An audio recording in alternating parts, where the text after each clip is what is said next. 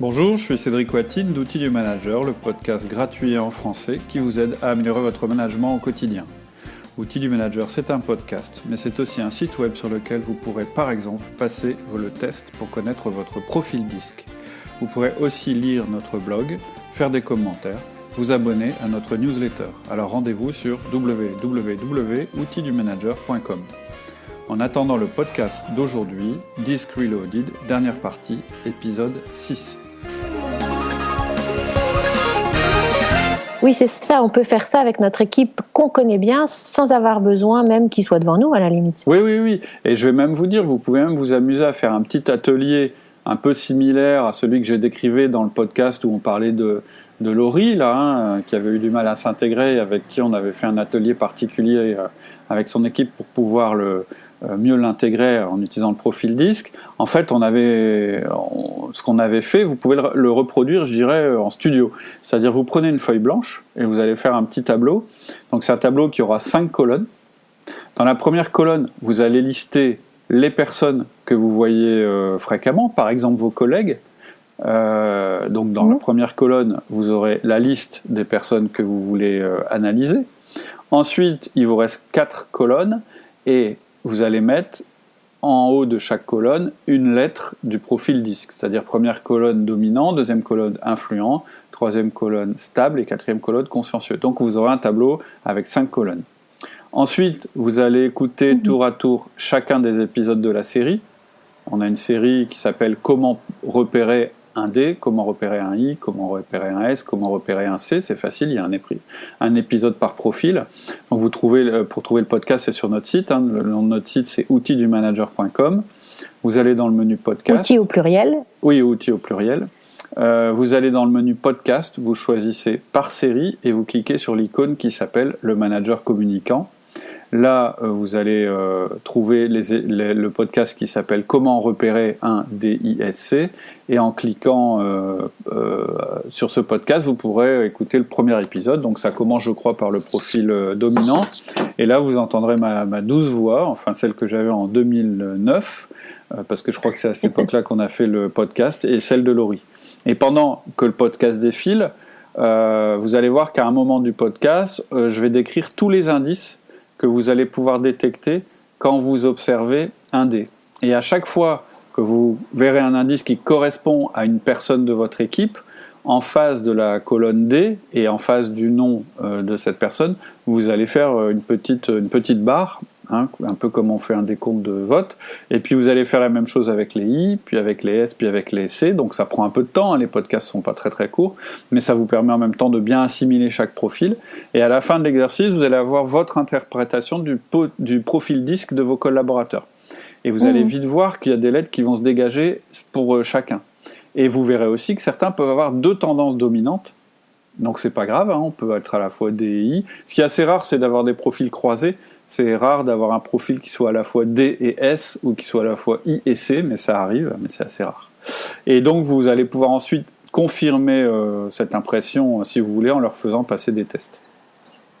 Ouais, mais c'est déjà une information intéressante. Oui, parce qu'en fait, si vous faites ça pour votre équipe, vous allez commencer déjà à intégrer les différents profils. Et peut-être que tout d'un coup, vous allez comprendre pourquoi vous avez du mal avec un tel et une telle, ou pourquoi Sylvia et Hubert ils s'entendent si bien, ce genre de choses. Et c'est très important.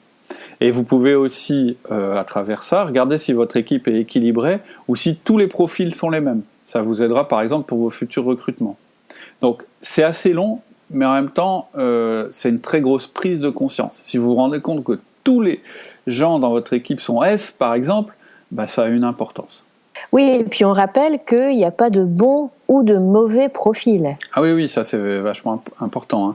Bien sûr, moi quand je vais décrire les profils, je vais un peu caricaturer les choses, je vais me moquer de chaque profil, parce que voilà, ils ont des petites choses qu'on peut considérer comme des défauts dans certaines situations, et ça peut faire un peu rire. Moi je me moque même de mon propre profil, mais c'est important de ne pas se dire que tel ou tel profil est meilleur que tel autre pour tel poste. Par exemple, je donne un exemple assez fréquent, on croit souvent qu'un D dominant, c'est ce qu'il y a de mieux pour le management, pour diriger. Dominant, diriger, tous les managers, ça doit être des D. Et en fait, je ne crois pas du tout à ça. Un des meilleurs managers que je connaisse, c'est un S. En fait, c'est un S alors qui est plutôt quelqu'un de convivial, etc., avec les défauts que ça peut avoir, mais aussi les énormes qualités. Ça fait que c'est quelqu'un qui est adoré par ses équipes, et ça fait des équipes très très soudées qui se jetteraient avec lui dans le feu s'il leur demandait. Donc c'est une image que je donne évidemment, mais voilà, c'est pour vous dire qu'un manager, il peut absolument être de chacun des profils, et ça marche. Donc c'est important que vous preniez le modèle DISC pour ce qu'il est chez Outils du Manager. C'est pas un système d'évaluation, c'est pas un système de ranking, c'est pas pour classer les gens du meilleur au moins bon, ou un système de sélection. C'est vraiment un outil qui va vous servir à mieux communiquer avec les autres en adaptant votre style. Et pour ça, vous devez connaître votre style et celui de l'autre, et avoir conscience du chemin à parcourir. Et là, on va pouvoir essayer de nouvelles façons de communiquer. Tout à fait. En fait, une fois que vous aurez une idée sur le profil de vos collaborateurs, vous allez noter la lettre ou les 2 lettres qui correspondent au profil que vous avez cru déterminer sur leur formulaire de 1 à 1. C'est-à-dire qu'en fait, à chaque fois que vous allez être en 1 à 1, ça vous rappellera, tiens, lui, je pense qu'il est plutôt D ou I, ça vous permettra d'essayer de confirmer ou pas, mais surtout, ça vous permettra d'adapter votre mode de communication. Alors, comment vous allez faire pour adapter votre mode de communication ? Vous allez écouter les podcasts qui s'appellent Communiquer avec un disque. Et vous allez, c'est-à-dire qu'en fait, c'est un podcast qui s'appelle Communiquer avec un DISC, et chaque épisode, ou je crois qu'il y a 2 épisodes par profil, vous dit comment communiquer avec le profil D, comment communiquer avec le profil I, le S et le C. Et donc, vous allez commencer à adapter votre style par petites touches pour voir si ça marche. Et là, mon conseil, c'est ce que je disais tout à l'heure, c'est de ne pas avoir peur de vous tromper. Si ça marche pas, il n'y a pas de mal. C'est-à-dire, ce sera pas pire qu'aujourd'hui où vous faites pas grand-chose comme effort d'adaptation. Donc, si vous vous rendez compte que ça marche pas du tout avec un tel, vous croyez qu'il était C, puis en fait, quand vous essayez de lui parler comme un C, ça marche pas du tout, vous reprenez à 0, vous reprenez l'observation, parce que ces réactions devant votre mode de communication, elles vont vous renseigner encore plus sur leur profil, donc vous allez pouvoir affiner votre jugement et progresser petit à petit. Oui, et puis tu nous dis aussi qu'on a le droit d'imposer son style aussi. Oui, alors c'est une manière brutale de le dire, mais clairement vous avez le droit d'assumer votre style. Mais je pense par contre qu'il y a la manière de le faire. En fait, ce qu'il faut faire, c'est offrir à votre collaborateur les clés de compréhension pour qu'il puisse vous comprendre et s'adapter à vous. En fait, vous allez leur demander un effort pour qu'ils aient une chance de mieux se faire comprendre par vous. Vous allez un petit peu leur faciliter la tâche. Par exemple, si vous avez identifié que vous êtes un D, vous allez demander à votre collaborateur, par exemple qui s'appelle Charles et qui est plutôt un C, d'arrêter de vous donner trop de détails. Vous allez lui expliquer, bon maintenant en fait dans tes rapports, en fait tu vois moi je suis D, je suis quelqu'un qui veut aller très vite à l'essentiel et qui s'embarrasse pas des détails. Donc en fait ce qui serait super, c'est que maintenant dans tes rapports, tu me mettes la conclusion en premier et le raisonnement qui t'a permis d'aboutir à la conclusion ensuite. Parce qu'en fait, et tous tes détails, je préfère que tu les mettes en annexe. Alors pourquoi je te demande ça ? Parce que moi, c'est comme ça que je vais être plus efficace, et parce que de toute façon, sur les détails, je te fais une entière confiance. Et j'irai voir si j'ai besoin. Mais moi, ce dont j'ai besoin, c'est d'abord de voir ta conclusion. Donc, vous avez fait un pas vers Charles, mais en expliquant comment il pouvait mieux communiquer avec vous. Donc ça ne vous exonère pas de faire un pas vers eux, d'adapter aussi votre communication. Encore une fois, on ne demande à personne de changer sa nature profonde, juste de faire des efforts en termes de communication. Donc si vous voulez très bien vous connaître, il y a aussi un podcast en 8 épisodes qui s'appelle Conseil à un manager de type D, I, S et C, où on vous donne à vous des conseils spécifiques par rapport à votre profil. Et du coup, ces conseils-là, vous pouvez en parler avec vos collaborateurs. C'est-à-dire, moi je suis plutôt un I, un influent, donc voilà, quand tu me donnes trop d'informations en même temps, j'arrive pas à faire le tri, il faut que ça se passe autrement, etc. etc. Et vous verrez même aussi dans un autre podcast qu'on vous explique les manières de gérer un conflit selon le profil de votre interlocuteur. Par exemple, vous êtes un D, vous êtes en conflit avec un C, qu'est-ce qu'il faut faire ? Voilà. Ouais, c'est super intéressant. Hein. Super intéressant. Voilà.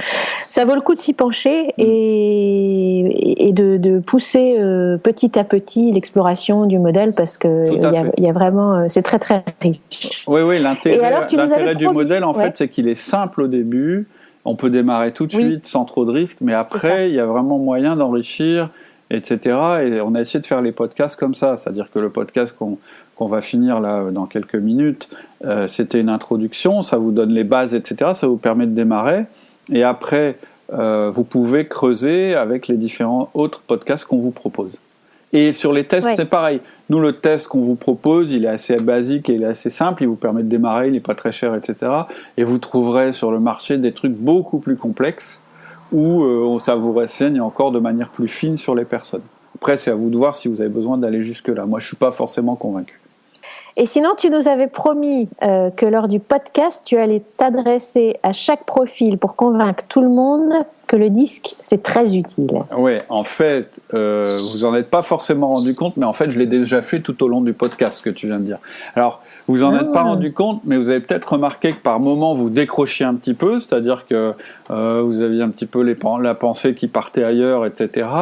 Et ben, c'est que je m'adressais peut-être avec des arguments qui correspondaient pas à votre profil, ou avec un ton qui correspondait pas forcément à votre profil, et par moments, au contraire, il y a certains arguments qui ont plus porté que d'autres, et là je parlais certainement votre langage.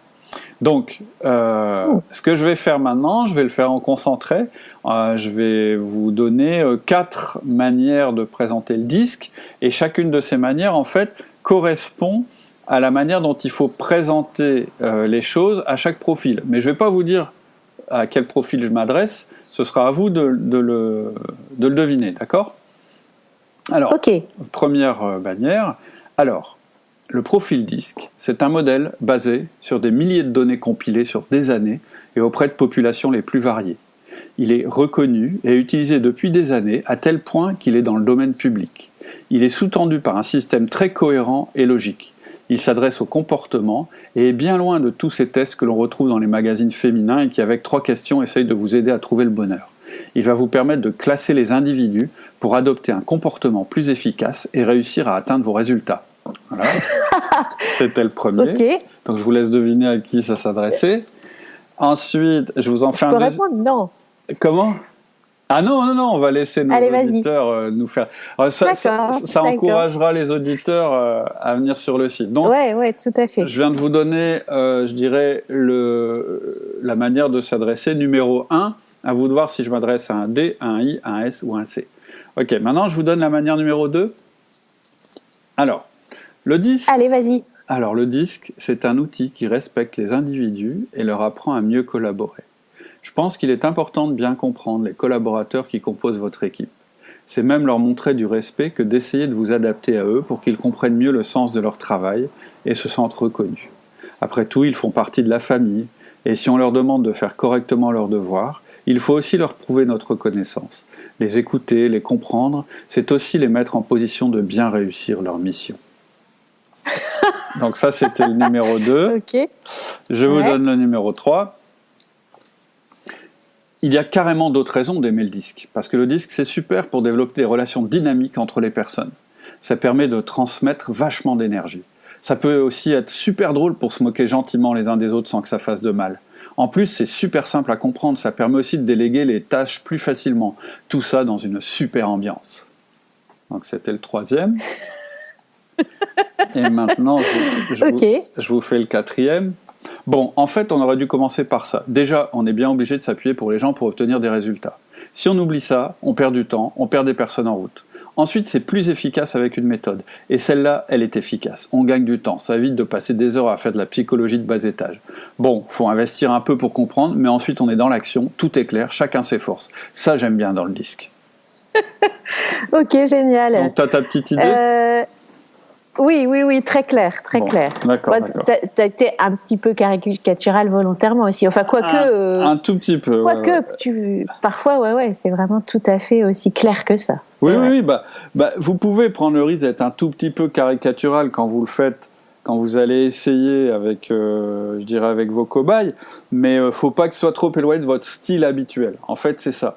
Ou alors, il faut commencer avec votre style habituel, et au fur et à mesure de l'entretien, progressivement, vous pouvez prendre des manières de parler, de se comporter, etc., qui correspondront à ce qu'entendront le mieux possible vos collaborateurs. Je crois qu'il faut y aller progressif. Mais encore une fois, si vous êtes un peu trop fort, on a eu le cas dans une entreprise dans laquelle on est intervenu, où en fait le dirigeant il est très D, c'est-à-dire très très directif, etc. Il fait pas de sentiments, il va directement au fait, etc. Et il avait écouté nos podcasts, il avait passé le test DISC. Et nous plus tard, en fait, on est allé faire une formation DISC à toute son équipe. Et en fait, il se marrait parce qu'il nous disait « Ah ouais, on a bien vu le moment où notre directeur avait écouté tes podcasts, parce que tout d'un coup, quand il nous parlait, il arrivait derrière nous, il nous mettait la main sur l'épaule, on se demandait ce qui lui arrivait, ça lui était jamais arrivé avant. Mais voilà, ça les a un peu étonnés au début. Mais en fait, ils ont été assez touchés qu'il fasse cet effort, et finalement, ils se sont habitués. Après, lui, bon, il a eu peut-être un style excessif au début, puis après, il s'est adapté. Ouais, donc, il faut essayer. Vraiment, je vous encourage à essayer. Ouais, on a tout à y gagner. Tout à fait. Voilà, donc je vous donne rendez-vous sur le site si vous avez envie de nous donner votre réponse, si vous avez envie de tenter le coup. Donc ce que je vous propose, si vous voulez, c'est de le mettre en commentaire ou de m'envoyer un mail. Vous me dites, la première fois c'était un D, la deuxième fois c'était un I, etc., etc. N'hésitez pas. Je vous promets qu'on vous donnera le corrigé. Ok. Voilà. À bientôt. Ouais. Bientôt, bonne semaine. Au revoir. C'est tout pour aujourd'hui. N'hésitez pas à venir sur le blog pour nous proposer vos réponses quant aux petits challenges que nous vous avons proposés dans le podcast. À bientôt.